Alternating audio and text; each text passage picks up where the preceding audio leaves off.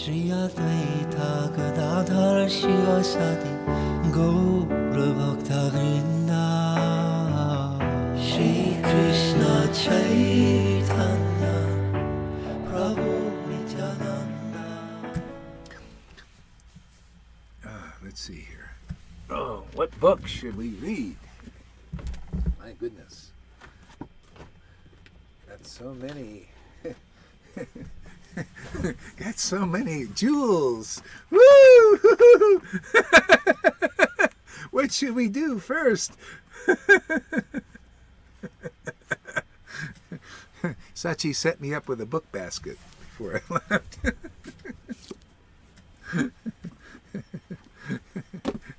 Okay, you know what? What the heck? I got this Sri Krishna Bhavatramrita by Maha Kavaya by Srila Visvanatha Chakravarti Thakur. Let's sample this one a little bit, huh? Let's be a little bold here today.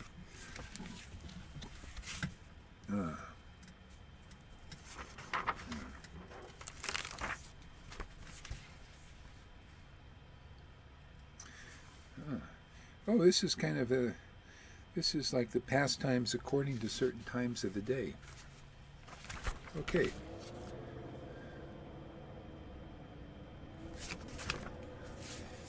We won't do the first one, which is early morning. It's a little bit confidential. We gotta get into this a little bit more slowly. Tropical warning pattern. Huh? Go to the chapter, I think it's chapter 7 for morning. Okay, chapter 7.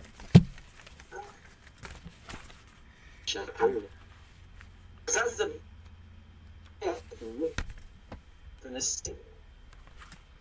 3. Chapter 3?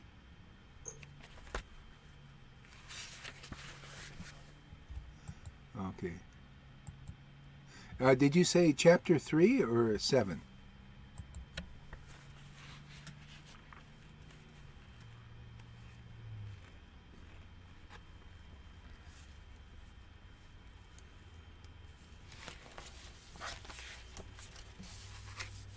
Chapter 3. Chapter 3. Okay. Very sweet. Okay. Wait here.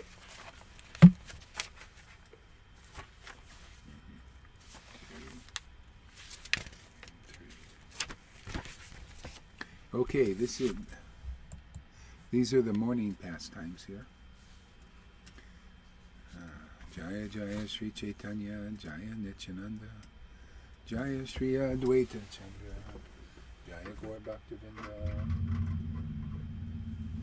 Om Aginata Miranda Shakinangana Salakya, Chakshur Militam Yena Tasmai Sri Gurave Namaha.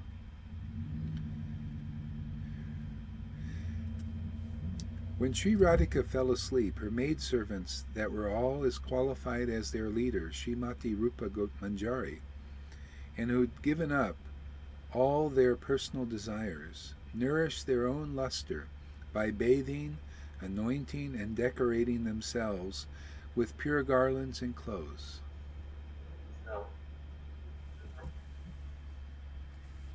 Okay. Same chapter.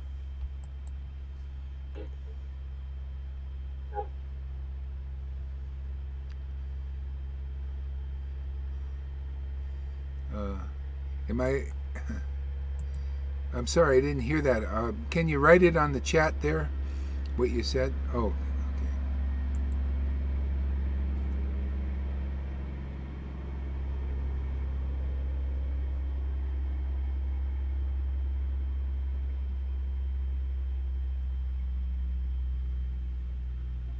okay. Oh. Okay, so okay, it's all nice anyway. It's good. I'm getting into this already.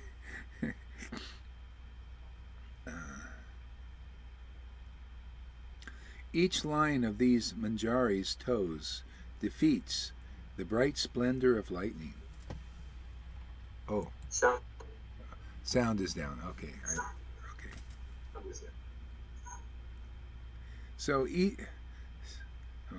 Srimati Rupa Manjari, who had given up their personal desires, nourished their own luster by bathing, anointing, and decorating themselves with pure garlands and clothes. Each line of these Manjari's toes defeats the bright splendor of lightning. They are cleverness personified, and although they are qualified to be group leaders of gopis, they have no taste for this, but are always immersed in the nectar ocean of Sri Radhika's service. King Vishnu Banu built a separate residence.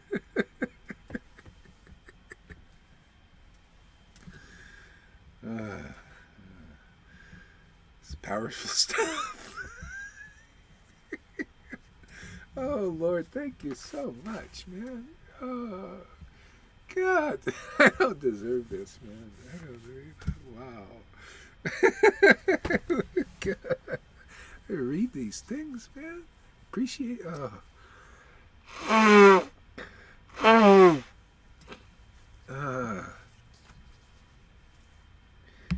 Boy, what a gift. Prabhupada is so merciful on us to come to the West to give us this. This the highest thing, Vraj Bhakti, my God. To be able to appreciate this. Wow.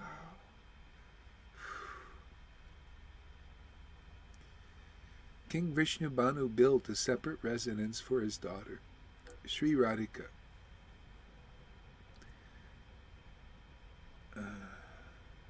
North of Jatila's inner chamber, in this residence decorated with different kinds of artful handicraft and incomparably beautiful, elegant moonflower. In this watchtower are pillars, verandas, roofs, courtyard, and other kinds of rooms, sitting platforms and gates. The eyes of those who behold this building, that is illuminated by jeweled lamps,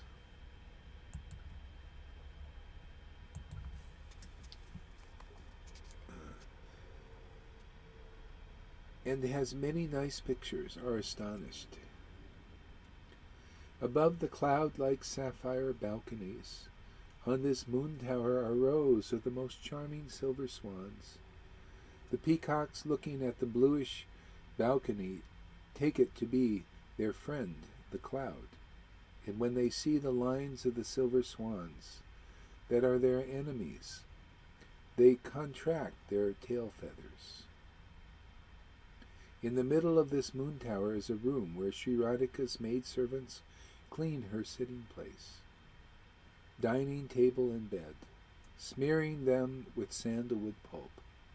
When the water is dried up, they spread out a soft rug made from the hair of a ranu deer.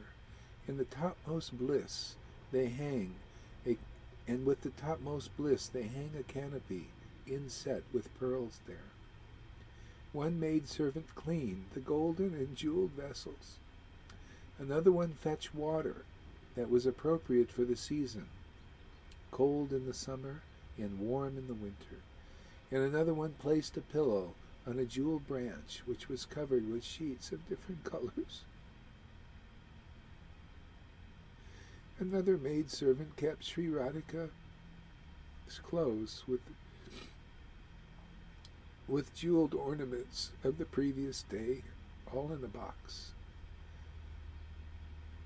After cleaning them, her bangles jingled loudly as she opened the box. Another maidservant began to crush camphor, vermilion, and said,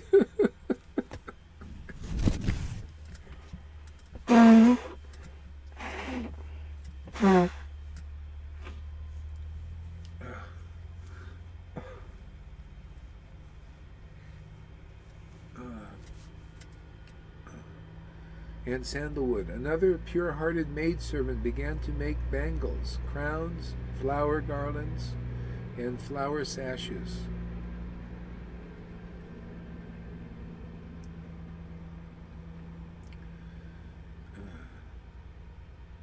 And another one lovingly made a tasty pan of chattu and cloves and other ingredients. Meanwhile, the sounds of the churning of curd and the brahmanas reciting the Vedas became audible everywhere in the village. The cows wanted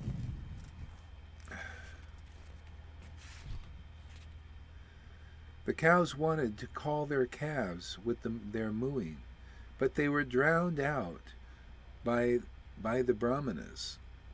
The praisers sang waves of nectarian poetry describing Sri Krishna's glories, and the saris, sukas, sparrows, peacocks, and other birds increased the volume of their songs.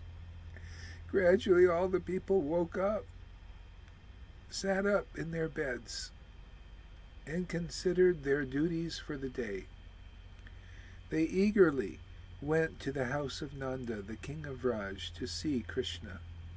Mukara, whose very life is the audience of her granddaughter Sri Radhika's lotus face,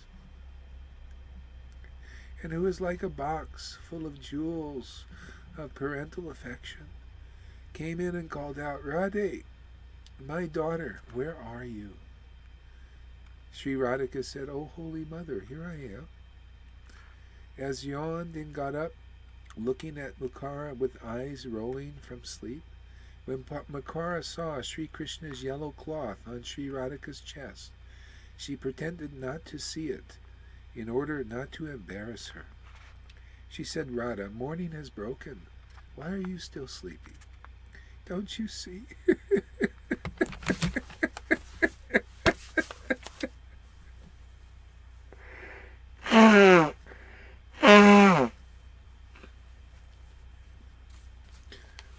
This is a little embarrassing. Oh my God.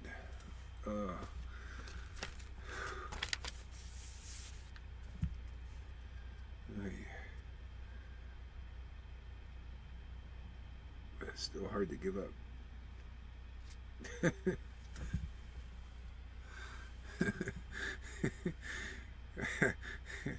My God, jeez.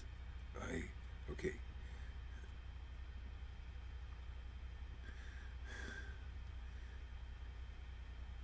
She said, "Sri morning, take your bath and eat something before you go to do your puja. Alas, your body is getting skinnier every day." While saying this, Mukara sprinkled Sri Radhika with loving teardrops. With her hand, she caressed her body, and she took Radhika on her lap to fondle her before hurrying to the palace of King of Raj, being eager to see Krishna. Then one by one Sri Radhika's friends came into the room and surrounded her while she sat on her jeweled sofa. They were laughing and joking with each other. The meeting with Sri Radhika is certainly a shower of nectar for the wheat of my joy. They thought Shamala, Saki, came along with them. Sri Radhika, who is beauty personified, embraced her and offered her a seat. Sri Radhika said, "Shamala,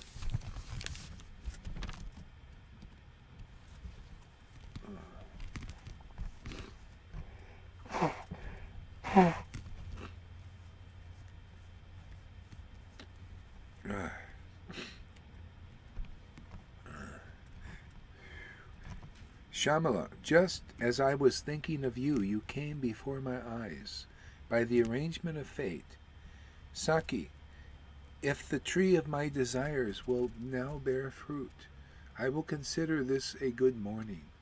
Alas, so beautiful one, that tree of my desires is constantly sprinkled by my girlfriends, but still it does not bear fruit.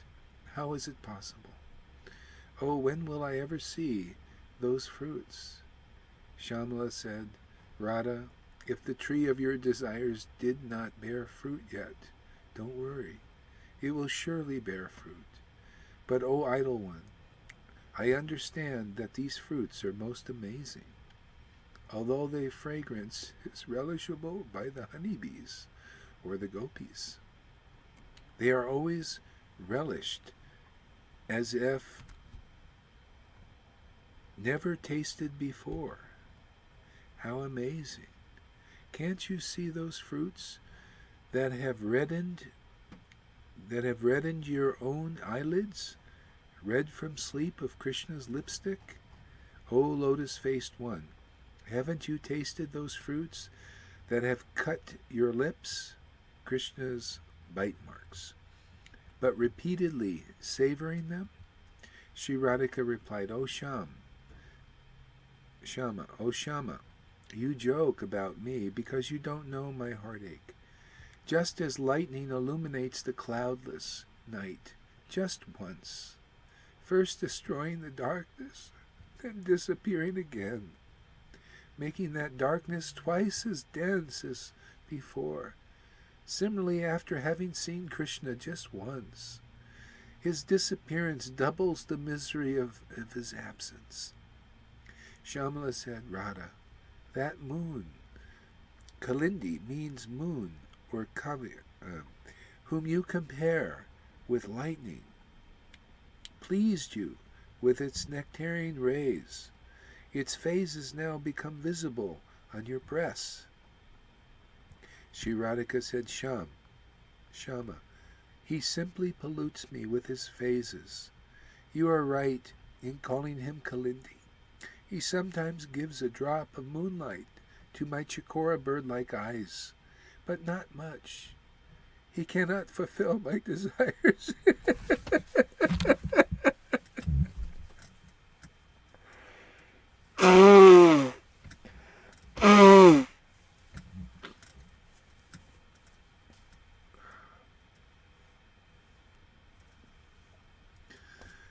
Oh, it's quite intimate stuff, huh? Wow. Well, as long as the Lord likes it, I will continue. It's up to him. He could stop this at any moment. I'm just a servant here. I take no responsibility.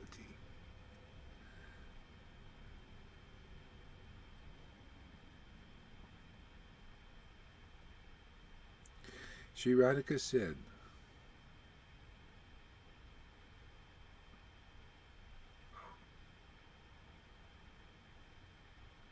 Shamala said, Radha, tell us everything frankly. I am eager to have my affliction mitigated by bathing in the nectarian Ganga stream of stories about your nocturnal pastimes with Krishna.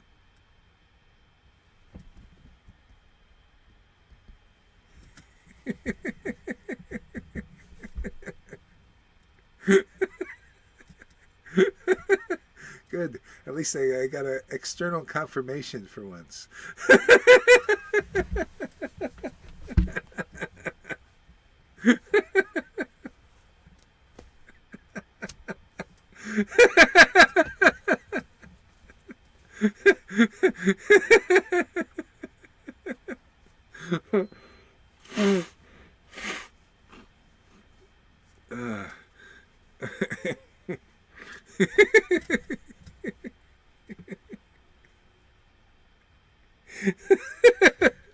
Okay, shut up.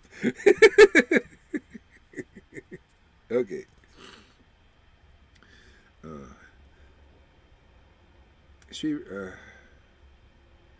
Shamala said, Radha, tell us everything frankly. I am eager to have my affliction mitigated by bathing in the nectarian Ganga streams of stories about your nocturnal pastimes with Krishna, which flows from your lotus-like mouth.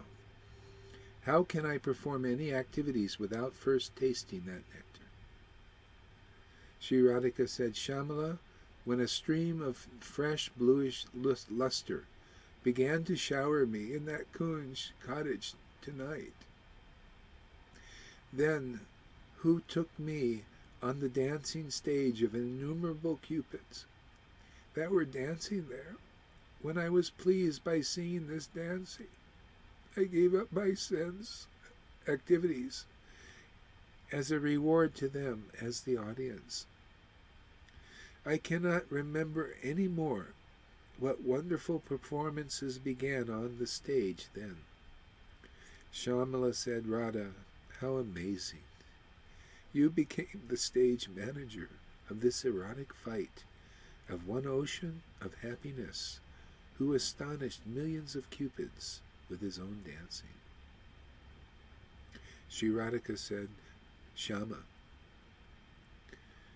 I experienced so many other things that what you just described. Alas, is this all some magic trick, a dream, or an illusion in the mind? Shyamala replied, Radha, you have drunk so much honey from the lotus-like face of he who blinds all the housewives from afar with the fragrance of his face. So this error of your mind is not so surprising. Then Mukara appeared. The Sakis asked her, Saki, where do you come from? Madhurika answered, I went to the house of the king of Raj this morning for some duty. Listen to all the fun I saw going on there.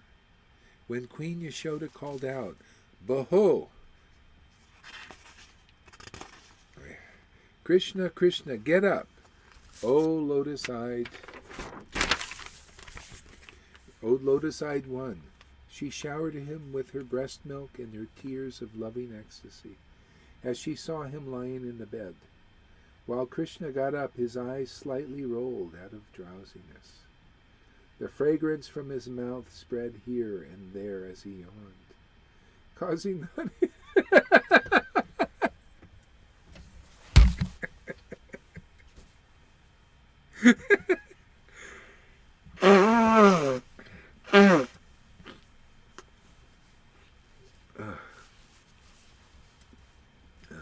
get my composure.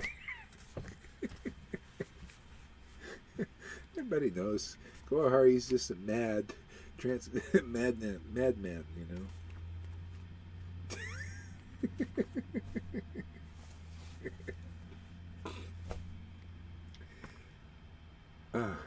Fragrance from his mouth spread here and there as he yawned, causing the honey bees to become intoxicated. While he stretched himself out, his lotus-like face looked very beautiful, tilted upward to one side, making his curly locks fall loosely downwards. Queen Yashoda caressed her son from head to toe with her palms, pronouncing mantra to protect his whole body. She looked upwards, pitifully praying to the Lord, O God of gods, you mercifully gave me this son, who is the very life of all of Raj. Please protect him in all circumstances. Madhurika continued, Listen, O Gandharvika, to another wonderful thing that happened. When the queen of Raj saw your blue cloth on her son's chest, Purnamasi told her, Just see, Krishna exchanged clothes with his brother Balaram. Then seeing the spots from your pan on Krishna's cheek, Purnamasi said, Madhava, has a ruby from your earrings been reflected in your emerald-like cheek? And wiped away the red spots of your lipstick with her hand, seeing Krishna dizzily getting up from bed. Yashoda told Rohini, Saki, Rohini, last evening Krishna did not eat enough, and that is why he is so thin and dizzy. Give him something to eat now. Hearing this, Rohini went to get something to eat. Then Krishna sat down on his jeweled chair, brought by his servants, who began their scheduled services, like washing his lotus-like face. Then Balaram and Madhumangala arrived and stood on each side of Krishna's chair, making him look like a rain cloud flanked by the moon and lightning. When Rohini brought Krishna's fragrant butter mixed with rock candy and seasoned with camphor in a silver tray, it looked like a manifestation of motherly affection from her lotus-like heart. Everyone became very happy to see this. Mother Yashoda repeatedly served this to Krishna and his friends. However, Madhumangala told her, "Mother, I'm still hungry, although I have already eaten unlimited amounts of food." So Mother Yashoda gave him more. I don't have the strength to read anymore. It takes toll on the body. Wow. Oh, the darkness is going to descend today, man. Wow.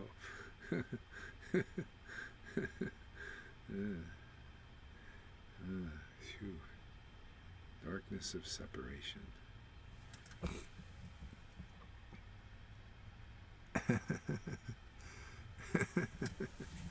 Wow. Okay. So Mahavir, you want to sing us a bit of a song or something? Here, we'll put you on here.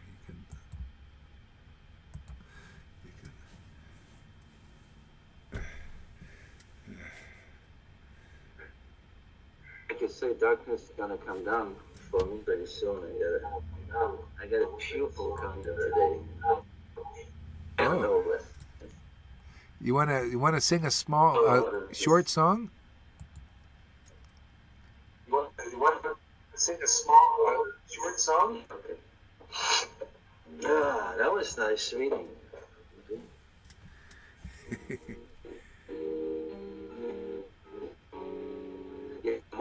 The more we read about Raj, it's such benediction. You start actually living there. Yeah. That's why it's so hard after. Yeah.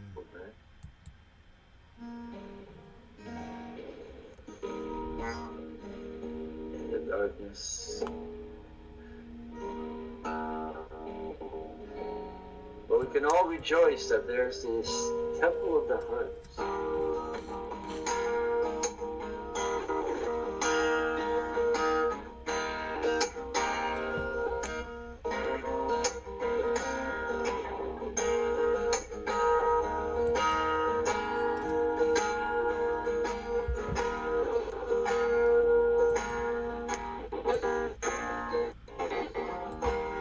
Will you please listen to my song about a transcendental place? We've been waiting for so long to get this very special grace in the temple of the heart.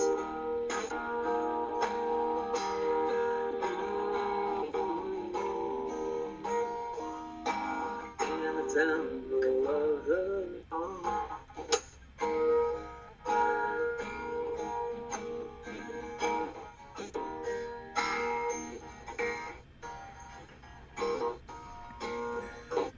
In the presence of the Lord, who puts a million moods to shame.